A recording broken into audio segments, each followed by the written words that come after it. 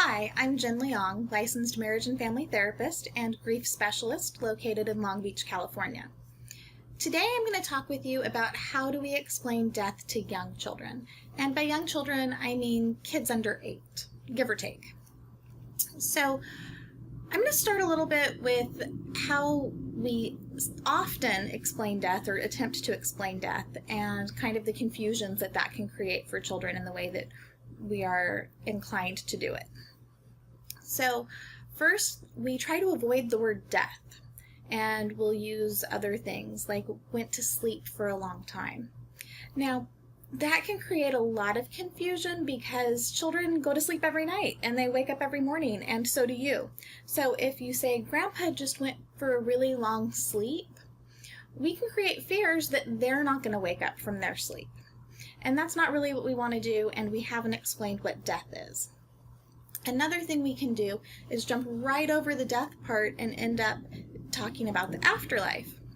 So we might say, oh, Grandma's in heaven now. Well, heaven's a place.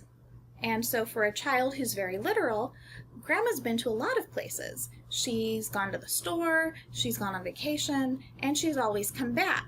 So when's she going to come back from heaven? Because in this explanation, we've never even touched on death and talked about the physical change.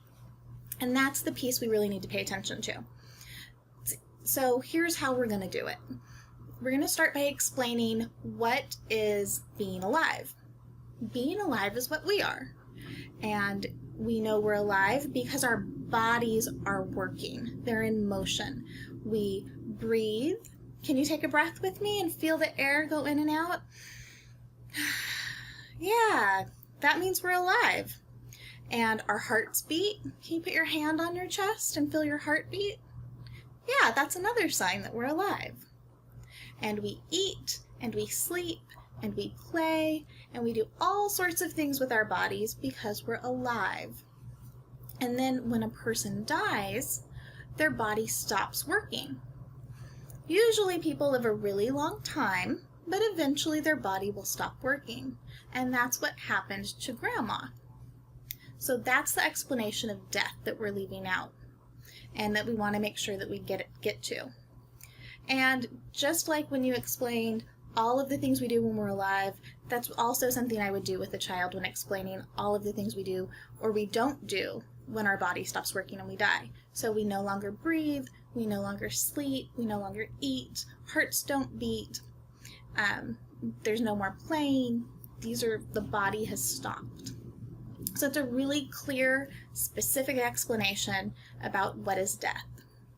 And what I've found is that children have no problem with this explanation. It's the adults, it's us, we get scared of the word death, we're afraid we're going to cause some sort of harm by explaining what it is, but we're not. We're really making it a lot easier for the kids when they can have an explanation that meets them with their ability to understand. So keeping it simple helps so much as they process through what's happening. I hope you have found this video helpful, and if you ever want to talk with me, you can find me on my website, jenleongtherapy.com. I look forward to talking with you, and I'll be back with another video soon.